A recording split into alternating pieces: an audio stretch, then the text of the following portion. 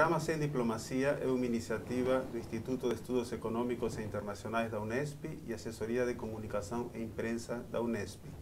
Surge a partir de um projeto desenvolvido no Instituto sobre as relações entre Estados Unidos e América Latina, como um desdobramento que busca colocar em debate posições mais conservadoras ou de esquerda sobre eventos internacionais envolvendo principalmente essas duas regiões. O Sem Diplomacia conta com 5 subprodutos. O primeiro são posts colocando notícias, comentários, análises de setores conservadores ou mais à esquerda sobre eventos internacionais que estão sendo destacados na conjuntura.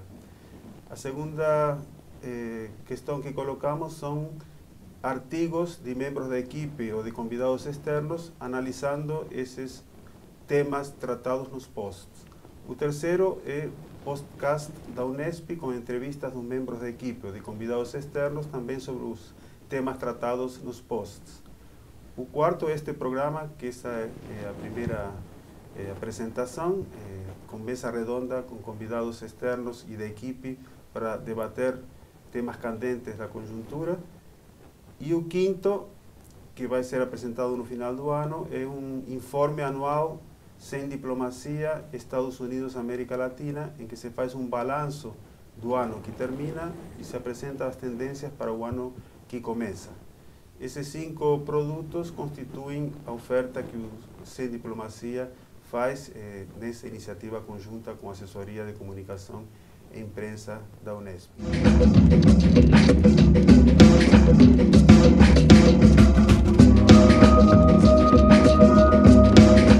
O programa de hoje tem como tema Por que os Estados Unidos espionam o Brasil, buscando dar um enfoque que tenha como referência a abordagem que o Sem Diplomacia faz, trazendo para análise posições mais radicalizadas em diversos espectros do campo ideológico sobre esse tema. Temos aqui, para participar dessa discussão, Ariel Fingerud, que é pesquisador do Instituto de Estudos Econômicos e Internacionais, bolsista da FAPESP, doutorando do Programa de Ciência Política da Unicamp. E Carolina Silva Pedroso, que é também pesquisadora do IEI, bolsista da CAPES, mestranda do Programa Santiago Dantas de Relações Internacionais da Unesp, Unicamp e PUC São Paulo. O tema da espionagem que os Estados Unidos realizam com relação ao Brasil, derivada das denúncias do material colocado abertamente por Snowden, que está agora asilado na Rússia, foi tratado nos meios como algo que sim, sempre houve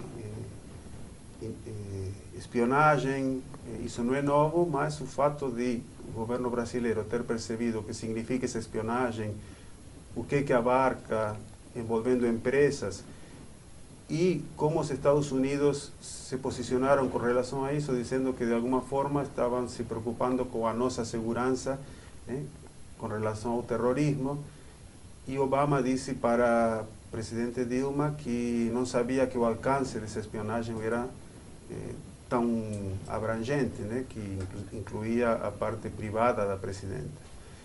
E a presidente Dilma mencionou no seu discurso das Nações Unidas que países amigos não espionam.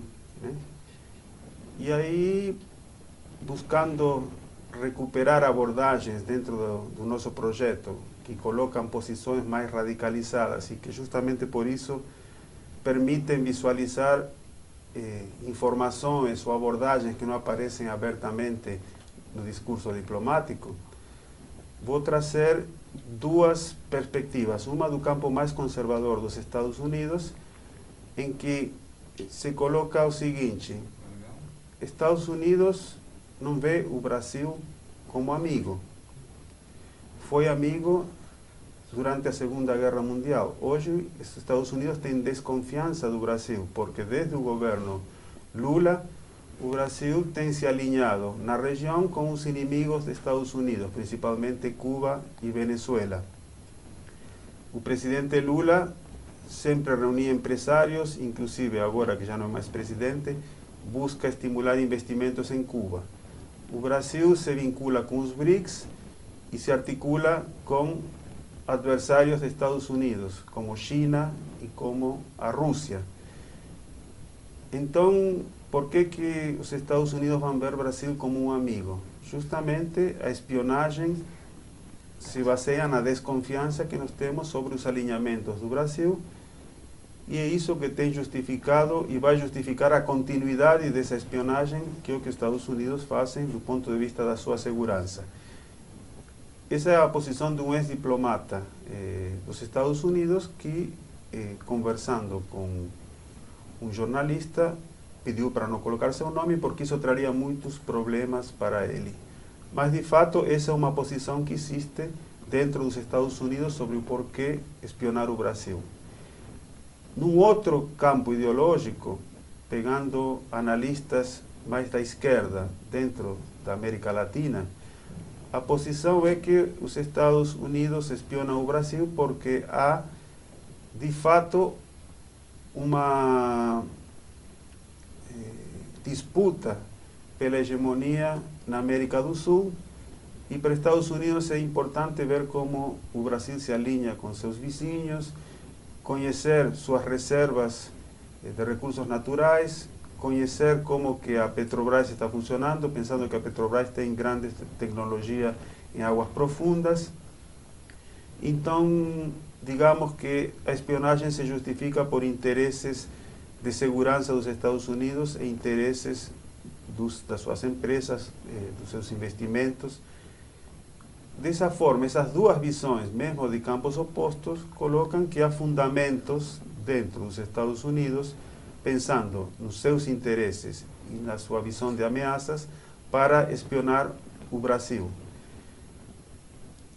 Nesse debate, o nosso colega Ariel Fingerud, ele justamente vai abordar a perspectiva desde os Estados Unidos, pensando como que na área de segurança mudaram algumas estruturas em termos de inteligência e como o governo Obama está lidando com isso. Ou seja, apesar de um discurso que inicialmente parecia progressista, ele está demonstrando ser um falcão. Na segunda parte, a colega Carolina Silva Pedroso vai mostrar a posição desde a América Latina, vendo como repercutiu no Brasil essa situação, como o Brasil se posiciona frente a isso e como busca ampliar a cooperação no âmbito da região para lidar com a proteção frente à espionagem de grandes potências. Isso vai ser o objeto do próximo bloco. Então, olá, Ierbe, olá, Carolina. Queria começar agradecendo a oportunidade de estar aqui e também parabenizar toda a iniciativa do projeto Sem Diplomacia. Bom, por que os Estados Unidos espionam o Brasil? Eu gostaria de enfatizar dois aspectos. O primeiro deles é lembrar a formação de um estado de segurança, a importância que a inteligência e a segurança ao longo do tempo foi construída nos Estados Unidos. Isso é um processo que remete à Guerra Fria. Se a gente lembrar lá dos anos 40, o começo da CIA, surge essa ideia de que os Estados Unidos estariam em desvantagem em relação à União Soviética. A União Soviética seria uma grande ameaça para os Estados Unidos, então se criou um aparato de inteligência para criar uma sensação de segurança e criar vantagens para os Estados Unidos durante a Guerra Fria. Então a gente conhece bem, a gente sabe bem que esse desenvolvimento da CIA acarretou em sabotagens, em contra-terrorismo, financiamento de grupos tanto de extrema esquerda quanto de extrema direita, num processo que, de certa forma, criou um aparato estatal de segurança que foi apenas alimentado ao longo do tempo, né?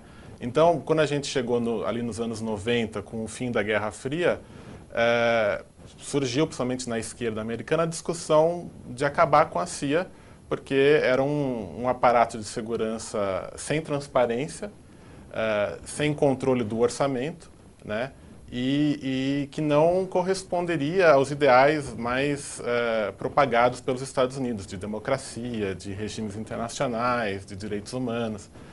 Só que aí a agenda de segurança também mudou, né? A gente teve o tema de proliferação de armas nucleares, o surgimento dos chamados estados párias, Coreia do Norte, Irã, até mesmo o regime cubano também, o tema do terrorismo, o fundamentalismo muçulmano. Então, esses novos temas, de certa forma, alimentou o orçamento desse Estado de Segurança e criou uma nova dimensão para essa espionagem que faz parte desse aparato de segurança. Então, se a gente lembrar o 11 de setembro, a discussão foi justamente a falha de inteligência que possibilitou o 11 de setembro, né? Então aí, se a gente lê os documentos anuais dos Estados Unidos, em que eles apresentam as diretrizes, se a gente for buscar as diretrizes de segurança do Departamento de Estado americano, a gente vai ver e constatar essa cobrança por uma inteligência que seria capaz de prever e de prevenir os atentados, né? Então é nesse momento de transição da Guerra Fria para a ameaça terrorista que a gente tem o fortalecimento justamente da agência, a NSA, que agora a gente está vendo como o principal ator da espionagem contra os Estados Unidos. Então esse é um ponto importante. E o que passa a acontecer a partir desse fortalecimento dessa agência é justamente uma subcultura institucional, né? Então, ninguém sabe exatamente como que ela opera, como que ela funciona, qual é o orçamento, onde os dados são armazenados. E isso faz parte um pouco do aparato estatal americano. Se a gente pensar que cada secretário dos Estados Unidos tem pelo menos 6 outros assessores ou subsecretários, isso cria um aparato decisório muito difícil da gente ter controle. Se a gente for pensar no caso específico da segurança, cada força que compõe a força militar americana, a Marinha, enfim, as outras, cada uma tem a sua própria agência de segurança. E cada agência de segurança tem o seu secretário, o seu subsecretário. Isso cria uma rede decisória que a opinião pública, nem dos Estados Unidos, nem internacional, consegue ter controle, né? Então, por isso que chama a atenção o fato de que o Obama, muitas vezes, até honestamente, dizer que ele não sabia ou que ele não tem controle sobre o que está acontecendo. Agora, na minha opinião, isso repercute, ou isso nos leva a pensar um outro dado. Quer dizer, o Obama, a trajetória dele, ele é filho direto dos anos 60, daquele momento em que os movimentos por direitos civis estavam ganhando força, a ideia de garantir direitos para grupos que estavam sem direitos, então os afro-americanos, o movimento gay também dos anos 60 era muito forte, depois nos anos 80 também tinha uma série de reivindicações, inclusive por direitos de segurança social e também direitos a acesso à saúde para o tratamento em relação à AIDS. Então a trajetória do Obama e dos atores em que ele compôs o seu gabinete são pessoas desse momento histórico, né, dessas lutas sociais. Então, concluindo, eu acho interessante isso, quer dizer, a trajetória do Obama vem de uma trajetória progressista, que seria por uma luta por direitos civis. E hoje, justamente, essa questão de espionagem suscita uma questão de direitos civis que afeta toda a humanidade. Então, é interessante a gente pensar e discutir que postura ele está tendo agora, uma vez que ele está no poder. O Instituto de Estudos Econômicos e Internacionais, IEA, é um centro multidisciplinar de reflexão e análise sobre as questões econômicas e internacionais. Concebido e fundado por Gilberto Dupas em 2002 e liderado por ele até sua morte em fevereiro de 2009. O IEE e o Unesp têm como objetivos e princípios acadêmicos realizar estudos, análises e pesquisas multidisciplinares sobre as questões econômicas e internacionais, congregar especialistas de diversas áreas para promover e enriquecer o debate dessas questões, produzir e divulgar trabalhos e promover parcerias com entidades públicas e privadas nas diversas atividades pertinentes ao seu objeto de atuação. Mais informações em www.iee-unesp.com.br.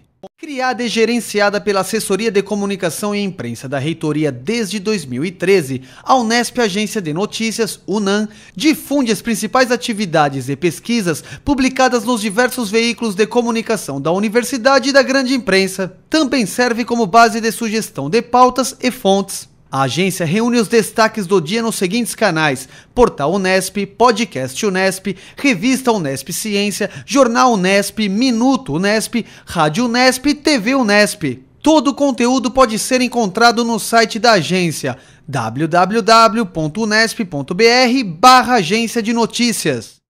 Retomamos agora o segundo bloco.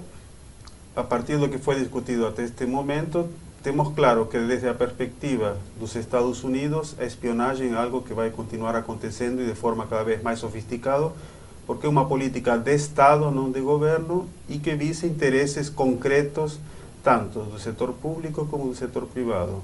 Então não há que pensar a partir dos discursos diplomáticos, ou pedidos de desculpas, ou iniciativas que de alguma forma buscam controlar esse tipo de atividade.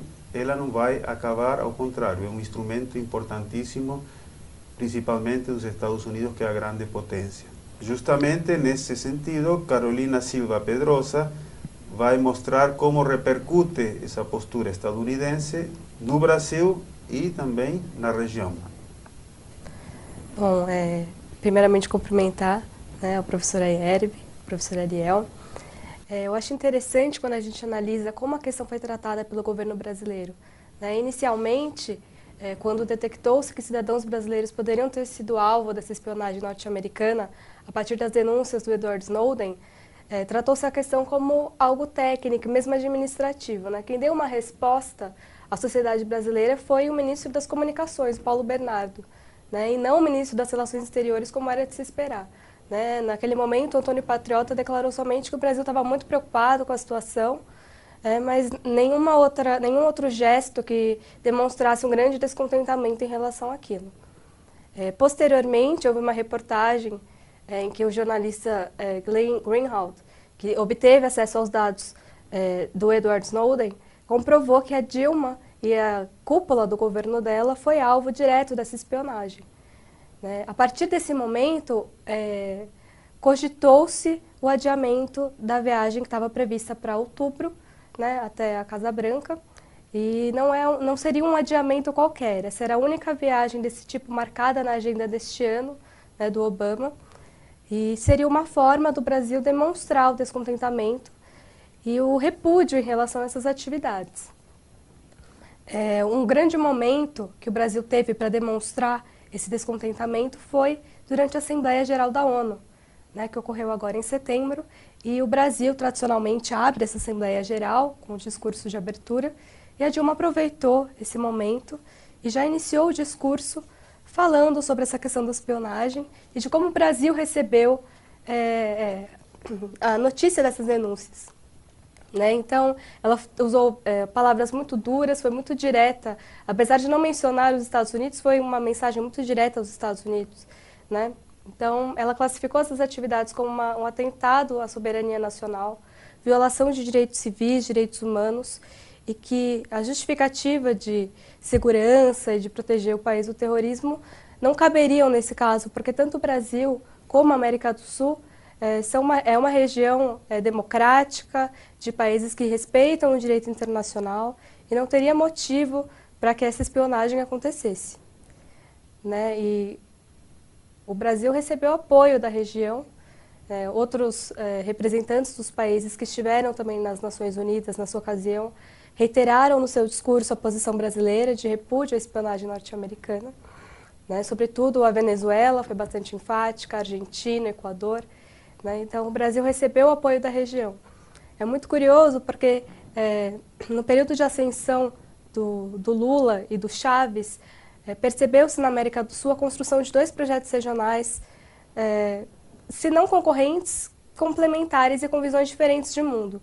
O projeto bolivariano, que era bastante anti-americano, anti-imperialista, e o projeto brasileiro, que apresentava-se como mais moderado. Então, eu acho que para o Brasil, descobrir-se como alvo da espionagem acabou sendo uma grande surpresa, né, porque ele seria visto como um ente mais moderador da região e não foi o que aconteceu, né? O Brasil era realmente o alvo dessa espionagem. Como reação a tudo isso, iniciou-se conversações, principalmente entre Brasil e Argentina, para criar uma rede de cooperação regional para proteger a região da espionagem, né, em si, desse tipo de atividade. E antes mesmo até que essas denúncias chegassem aos holofotes midiáticos, a Unasul já discutia uma maneira de construir um anel de fibra óptica para que a comunicação entre a região, entre os chefes de Estado, entre os cidadãos, não precisasse passar pelos Estados Unidos. Então, eu acho que esse é um momento importante para a gente verificar se esses projetos que já estavam em andamento, se eles realmente vão sair do papel, né? Porque com essas denúncias, o Brasil demonstrou publicamente seu descontentamento, mas é preciso ver até que ponto ele vai financiar esses projetos que já estavam encaminhados para criar regionalmente um polo de comunicação que não passe pelos Estados Unidos, que de alguma forma seja blindado dessa espionagem. E no caso das colocações apresentadas por Carolina, é importante mostrar o que chama atenção, né? Quando o Brasil vai se reunir com a Argentina, né, os 2 ministros da Defesa, para discutir uma ameaça. E se explicita, essa ameaça vem de onde? Dos Estados Unidos. Porque todos sabem que a espionagem não é algo que pode surpreender quando você visualiza o que significa na prática essa espionagem.